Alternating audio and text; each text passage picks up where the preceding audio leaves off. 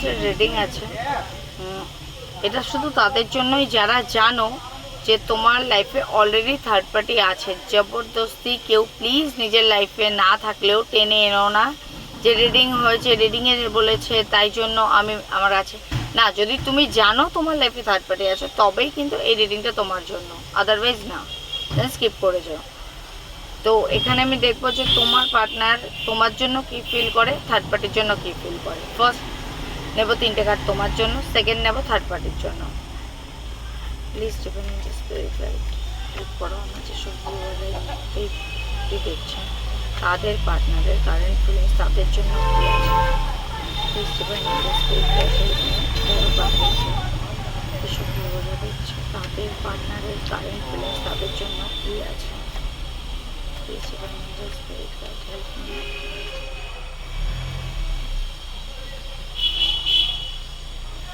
3টে কার্ড নেব।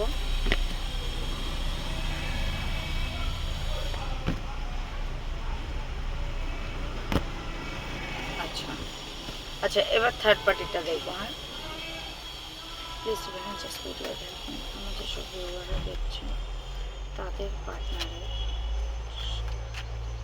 পার্টির জন্য কি ফিলিংস আছে।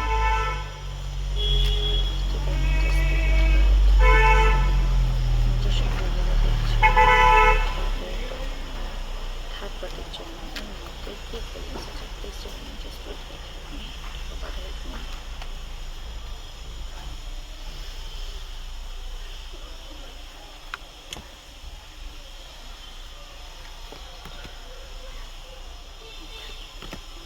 চলো ওকে। বটম অফ দ্য ডেক এসছে ফুল কার্ড, অ্যাপ্লিকেশনের দরকার নেব। দেখো তোমার জন্য যে কার্ডটা এসছে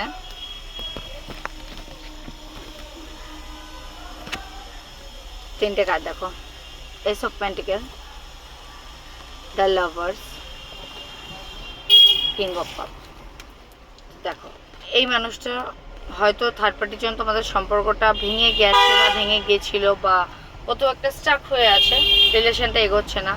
তো সবার প্রথম আমি যে কথাটা বলবো, এই মানুষটা তোমাকে প্রচণ্ড ভালোবাসে, তোমাকে থার্ড পার্টি থাকা সত্ত্বেও তোমাকে প্রচণ্ড ভালোবাসে।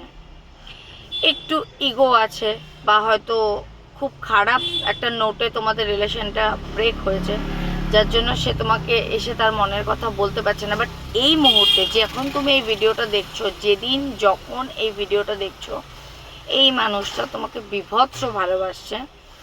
দেন দেখো লাভার্স কার্ড, এটা হতে পারে এটা কোনো টুইন, তোমাদের দুজনের টুইন ফ্লেম বা সোলমেট কানেকশন। জানি না এখানে কত লোক আছো যারা পাস্ট বার্থ বিলিভ করো, তো এটা একটা টুইন ফ্লেম বা সোলমেট কানেকশন হতে পারে। লাভার্স কার্ড খুব পজিটিভ কার্ড, যেখানে ডিভাইন পর্যন্ত ব্লেস করছে তোমাদের দুজনকে। ইঙ্গিত বোঝাটা তোমাদের কাজ, ডিভাইন ইঙ্গিত দিচ্ছে, বুঝে কতটা এগোতে পারছো না এটা সম্পূর্ণ তোমাদের ওপর। ইগো নিয়ে বসে থাকবে না সামনের লোককে ভালোবাসো সেটা বলবে, এটা একান্তই তোমাদের ব্যক্তিগত ব্যাপার। ডিভাইন ব্লেস করছে। এবার দেখো আছে ভালোবাসা, বলবে না, নিজের ভেতরে নিজে কষ্ট পাবে, আর কিছু না। দেন দেখো আরেকটা divine card, S of pentacle, নতুন শুরু।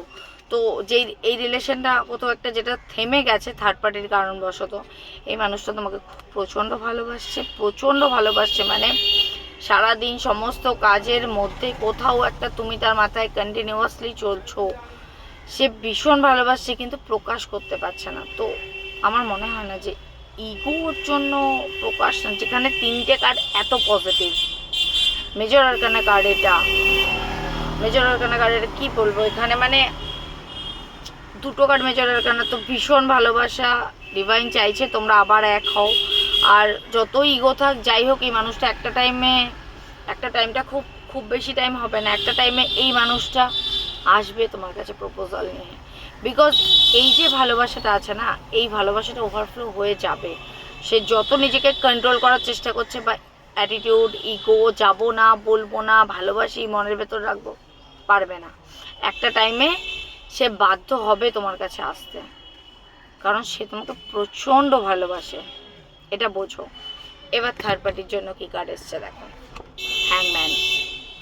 সবার প্রথমত আমি বলবো এই থার্ড পার্টি তার ফ্যামিলি মেম্বারও হতে পারে, ঠিক আছে, রোম্যান্টিক থার্ড পার্টিও হতে পারে, কিন্তু হ্যাঁ থার্ড পার্টি মানে এই ক্ষেত্রে থার্ড পার্টি কিন্তু তার কেরিয়ার, জব এসব নয়, হয় ফ্যামিলি নয় রোম্যান্টিক পার্টি।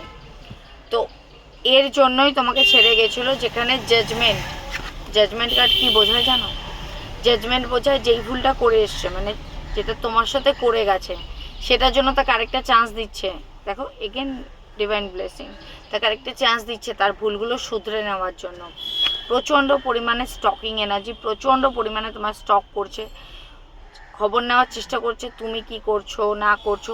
দেখো থার্ড পার্টির জন্য কিন্তু ভালোবাসার কোনো কার্ড আসেনি, ভালো করে দেখো।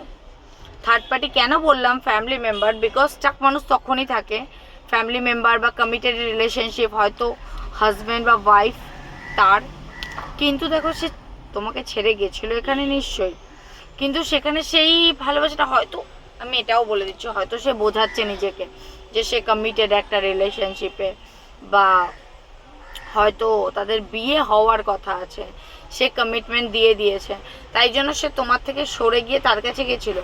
কী জন্য গেছিলো? কমিটমেন্ট দিয়েছে, সেখানে তার স্টেবিলিটি আছে এই ভেবে।